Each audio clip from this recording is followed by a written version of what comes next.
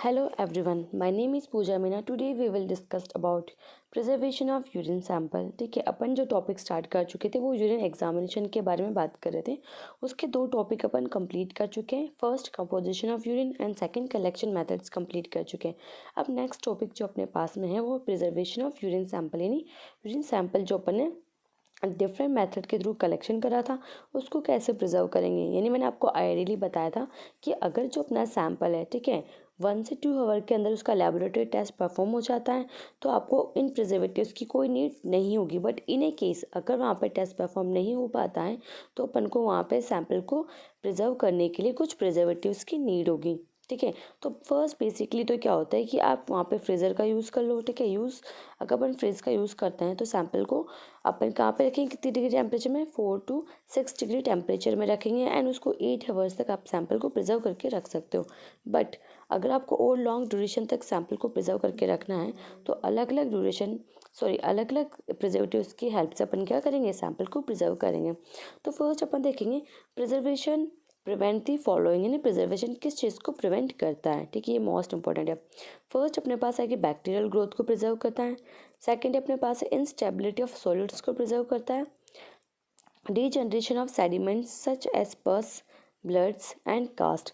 That mean first की बात करें तो बैक्टीरियल ग्रोथ को रोकेगा। ठीक है, इंस्टेबिलिटी ऑफ सॉलिड्स से मतलब है कि जितने भी सॉलिड्स होते हैं, ठीक है, छोटे छोटे क्रिस्टल्स होते हैं, लाइक ये जो छोटे छोटे सॉलिड्स पार्टिकल है इनको नीचे स्टेबल होने से स्टॉप करेगा। एंड थर्ड, जितनी भी सेल्स हैं यहाँ पे आरबीसी थी, पस सेल्स थी, उन सबको वो क्या करेगा, डीजनरेट होने से बचाएगा। अगर डीजनरेट हो जाएंगी तो यहाँ पे अपन उसको बाद में डिटेक्ट नहीं कर पाएंगे तो अपने पास में रिजल्ट नहीं आ पाएगा प्रॉपर। ठीक है, अब अपन यहाँ पे बात करेंगे कुछ प्रिजर्वेटिव्स की। तो मैं आपको पूरा डाटा रीड ऑन करके नहीं बताऊंगी, आप नोट्स बना सकते हो उसको पोज करके। तो फर्स्ट की बात करते हैं अपन यहाँ पे टोलुइन। ठीक है, तो टोलुइन का क्या काम होता है, सबसे बेस्ट प्रिजर्वेटिव इसको माना जाता है। ये क्या करता है, यानी ये जो यूरिन सैंपल है, जैसे मैं यहाँ पे ये लिक्विड फॉर्म में होता है, ठीक है, ये यूरिन सैंपल की लेयर है, जैसे अपन यहाँ पे इसको डालेंगे, ठीक है, टोलुइन को, तो यहाँ पे एक लेयर बना लेते हैं इसके ऊपर। जस्ट लाइक आप इमेजिन करो वाटर के ऊपर किसकी लेयर हो जाती है, अपने पास ऑयल की लेयर हो जाती है, वैसे ही क्या होता है, टोलुइन का फंक्शन होता है यहाँ पे लेयर बना लेगा। अब ये लेयर क्या करती है, ये लेयर बैक्टीरिया और प्लस एयर दोनों को प्रिवेंट करती है, यानी एज अ फिजिकल बैरियर की तरह ये क्या करती है, यहाँ पे वर्क करेगी। यानी एयर को भी इधर से पास भी नहीं होने देगी और इधर से भी एयर को पास नहीं होने देगी। अगर एयर भी पास नहीं हो रही है दैट मीन यहाँ पे कोई भी बैक्टीरियल ग्रोथ भी नहीं हो पाएगी, कोई बैक्टीरिया पास नहीं हो पाएगा। इस वजह से जो सैंपल है अपना वो क्या हो जाएगा, प्रिजर्व हो जाएगा।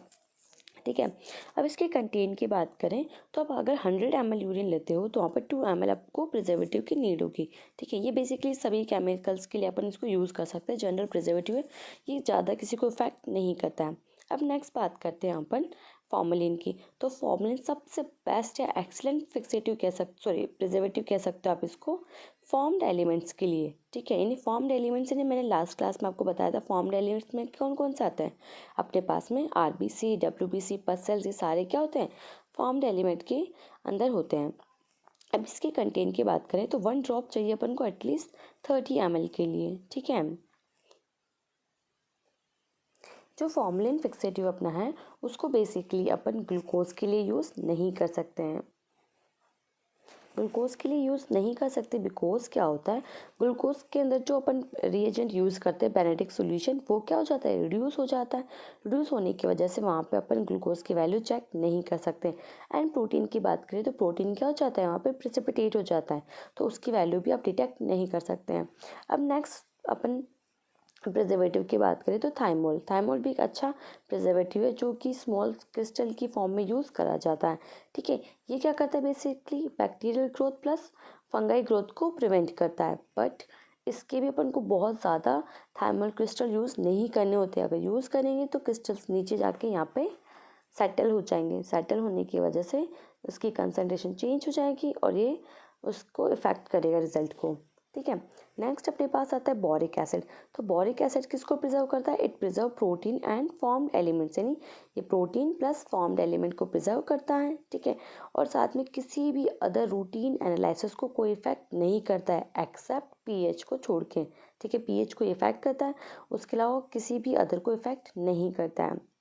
अब इसकी कंसंट्रेशन की बात करें तो 0.3 ग्राम लेंगे अपन 120 ml ऑफ यूरिन के लिए, ठीक है। एंड इसकी जो मोस्ट इम्पोर्टेंट बात जो मैंने आपको थाइमोल के लिए बताया, सेम ऐसा इसी के लिए भी होता है कि यहाँ पे भी इसके क्रिस्टल्स हैं उनको लार्ज क्वांटिटी में नहीं लेंगे, नहीं तो वो यहाँ पे सेटल होने लग जाएंगे, ठीक है। इससे उसकी कंसंट्रेशन चेंज हो जाएगी और रिजल्ट इफेक्ट होगा।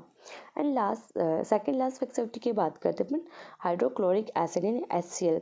ये क्या होता है, बेसिकली जितने भी हार्मोन्स के टेस्ट परफॉर्म करेंगे अपन, ठीक है, उनके लिए जनरली इसको यूज़ करते हैं अपन, ठीक है। नेक्स्ट बात करते हैं अपन सोडियम फ्लोराइड की। तो एक गुड गुड प्रिजर्वेटिव अपने किसके लिए, ड्रग्स एनालिसिस के लिए, ठीक है।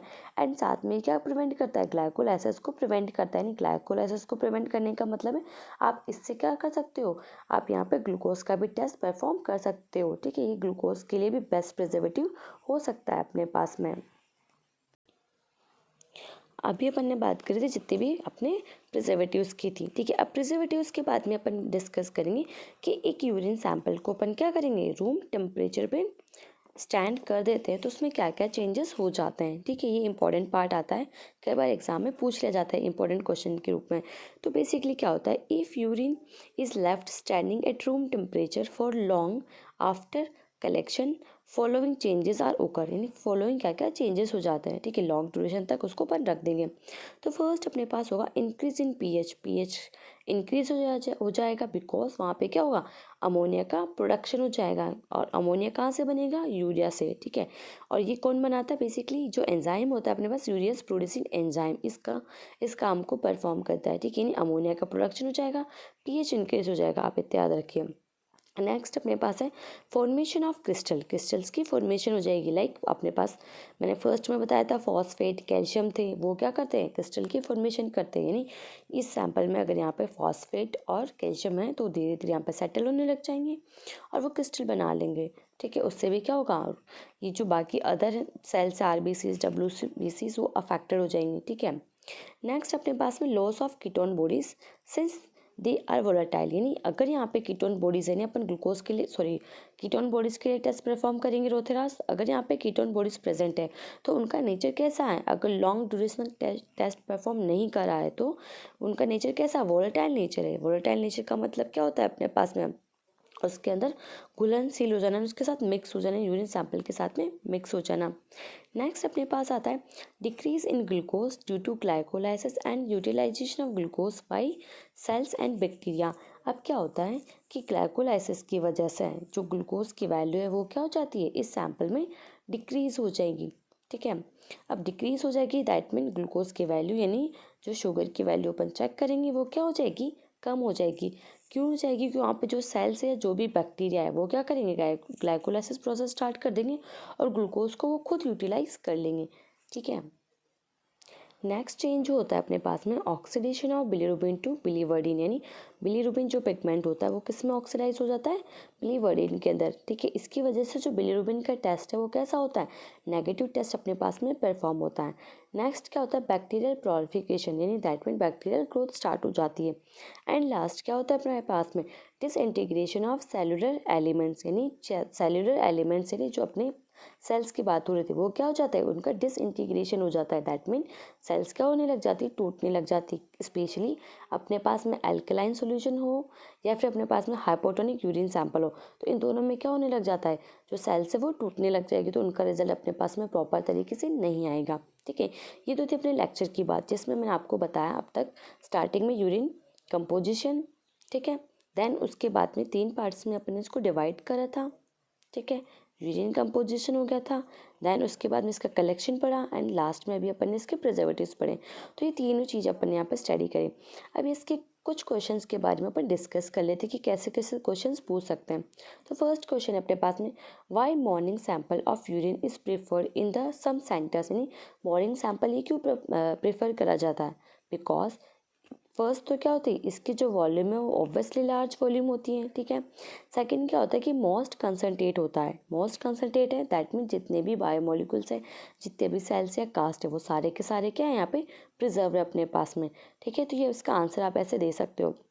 अब नेक्स्ट क्वेश्चन की बात करें which specimen of urine is obtain for quantitative estimation of sugar and protein, यानी कौन सा सैंपल शुगर और प्रोटीन के लिए बेस्ट है। तो 24 आवर यूरिन सैंपल अपने पास में क्या है, शुगर और प्रोटीन के लिए बेस्ट है, ठीक है। बिकॉज मैंने आपको प्रोटीन में बताया था, अगर किडनी की बात करेंगे अपन कंप्लीट डिजीज़ की, तो अपन को क्या करना होगा, 24 आवर यूरिन स्पेसिमेन कलेक्शन करना होगा, ठीक है। और ग्लूकोज की बात करें तो डायबिटीज मेलाइटस, यानी वहाँ पे भी अपन क्या करेंगे, अगर या तो बेसिकली दो ही सैंपल से परफॉर्म करते हैं अपन, फर्स्ट मॉर्निंग और पोस्ट पेरेंडियल से।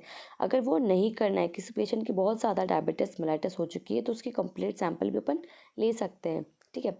अब नेक्स्ट क्वेश्चन की बात करते हैं, which sample of urine is preferred for the cytological examination, यानी साइटोलॉजिकल एग्जामिनेशन के लिए कौन सा सैंपल सबसे बेस्ट होता है। तो बेसिकली जो सैंपल होता है अपने पास में, वो कैथेटराइज सैंपल सबसे बेस्ट होता है, क्योंकि मैंने आपको वहाँ पे समझाया था, इससे जो कलेक्शन करते हैं इस मेथड से, उसमें कोई भी अपने पास में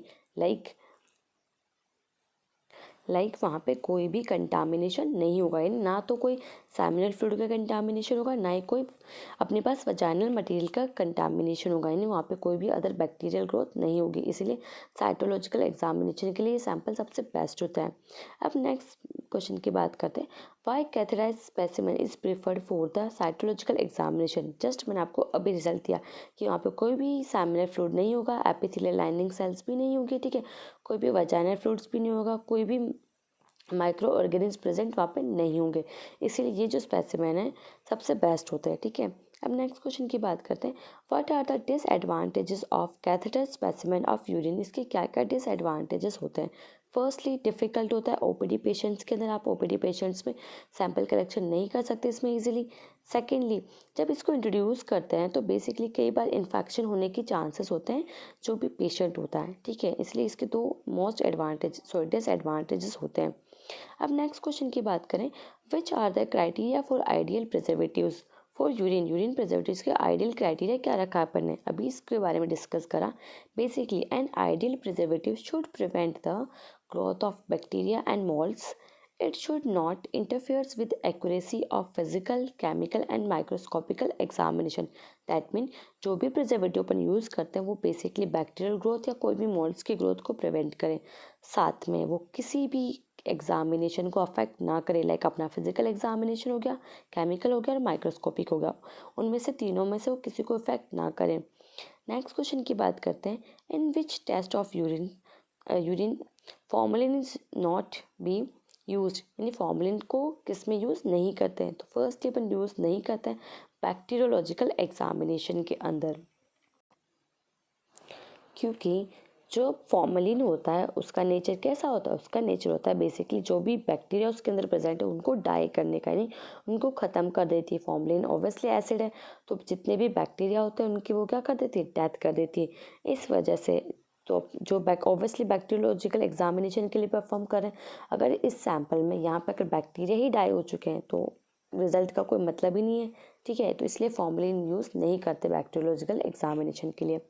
अब नेक्स्ट क्वेश्चन की बात करते हैं, which sample of urine is suitable for the hormone estimation, यानी हार्मोन एस्टिमेशन के लिए कौन सा सैंपल सबसे बेस्ट है। तो अभी थोड़ी देर पहले मैंने आपको बताया था कि 24 आवर यूरिन सैंपल जो होता है वो क्या होता है, हार्मोन के लिए सबसे बेस्ट स्पेसिमेन माना जाता है। अब नेक्स्ट क्वेश्चन की बात करते हैं अपन, how urine is collected from male infants, यानी मेल इन्फेंट्स में से अपन यूरिन कलेक्शन कैसे करते हैं। तो ये मैंने आपको स्टार्टिंग में समझाया था। बेसिकली क्या करते हैं यहाँ पे अपन कि जो बेबीज़ होते हैं उनके जेनिटलिया पे क्या कर देते, कॉन्डम फिक्स कर देते हैं, ठीक है, उनके ग्लास पेनिस पे, फिर उसको प्लास्टिक बैग से अटैच कर देते हैं, ठीक है। तो उससे क्या होगा, जो भी यूरिन है इस जस्ट लाइक इसको प्लास्टिक बैग इमेजिन करिए, तो जो भी यूरिन सैंपल है वो इसमें प्लास्टिक बैग में कलेक्ट हो जाएगा और फिर बाद में उसके अपन टेस्ट परफॉर्म कर लेंगे, ठीक है। नेक्स्ट क्वेश्चन की बात करते हैं अपने यहाँ पे, what is the preservative most suitable for the estimation of acetone and diacetic acid. ये दोनों बेसिकली कीटोन बॉडीज हैं, तो इनके बारे में तो अपन आगे देखेंगे, पर यहाँ पे उसके प्रिजर्वेटिव की बात करते हैं। The fresh urine is always preferable, fresh urine तो हमेशा बेस्ट होगा। In the case of unavailable delay, यानी वहाँ पे अनअवेलेबिलिटी हो चुकी है इन सैंपल को अपन प्रॉपर टाइमिंग पे अपन लेबोरेटरी लेके नहीं आए, तो टोलुइन में भी यूज, इन टोलुइन को अपन मैक्सिमम यूज़ कर सकते हैं। This is not mixed with urine and remain as the surface, because ये यूरिन के साथ मिक्स भी नहीं होता। जैसे मैं आपको स्टार्टिंग में समझा था, इसके ऊपर क्या होती है, एक लेयर फॉर्मेशन होती है, तो यूरिन के साथ में ये मिक्स नहीं होता है, इसलिए इसकी क्वांटिटी को इफेक्ट नहीं करता है, इसकी कंसनट्रेशन को इफेक्ट नहीं करता है।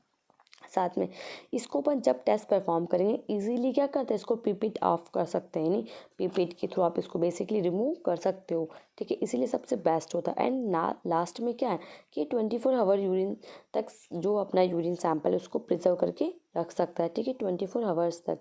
तो इसलिए सबसे बेस्ट इसको अपन प्रिजर्वेटिव मान सकते हैं एसीटोन और डाई एसिटिक एसिड के लिए, ठीक है।